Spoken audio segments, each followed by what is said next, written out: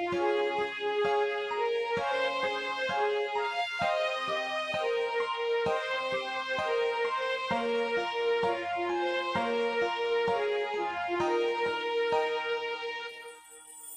ยស្រឡាញ់អូនតាំងពីស្ងួនមិនទាន់មានសង្សារតែមិនដឹងត្រូវធ្វើយ៉ាងណាឲ្យជីវ៉ាបានយល់ពីចិត្តទេលួចកាត់ពីអនរថ្ងៃចង់សារពីប្រាប់ច្រណៃតែមិនហ៊ានទេ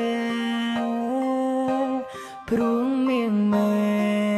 នឹងបងទើបស្គាល់គ្នាតែយូរយូរទៅ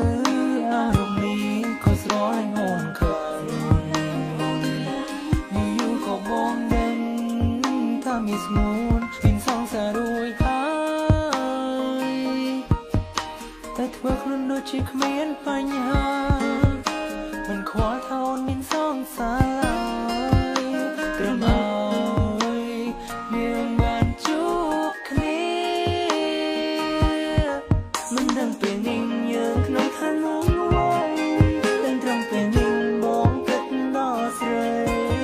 នឹកដល់អូនបាត់បារម្ភស្មួនស្រមកស្រមៃនឹកដល់អូនគ្រប់ពេល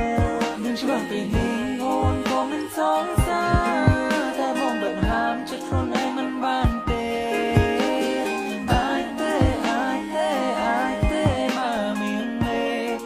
ស្រឡាញ់គេមកស្រឡាញ់បងវិញ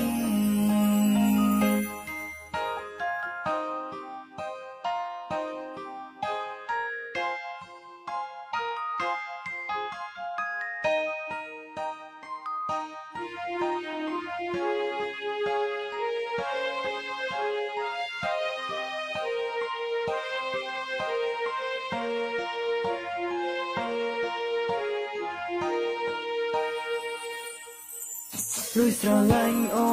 នតាំងពីស្ងួនមិនទាន់មានសង្សារ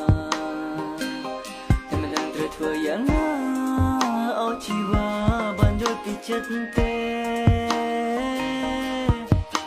លួចកាត់ពីអនរថ្ងៃចង់សារពីប្រាប់ច្រណៃតែមិនហ៊ានទេព្រោះមានមេនឹងបងទើបស្គាល់គ្នាតែយូរយូរទៅអារម្មណ៍នេះក៏ស្រឡាញ់អូនខ្លាំងយូរយូរក៏បងដឹងថាមានស្ងួនមានសង្សាររួចហើយតែធ្វើខ្លួនដូចជាគ្មានបញ្ហាមិនខ្វល់ថាអូនមានសង្សារត្រឹមឲ្យយើងបានជួបគ្នាមិនដឹងពេលនេះយើងក្នុងឋានៈអ្វីតែត្រឹមពេលនេះបងគិតដល់ស្រី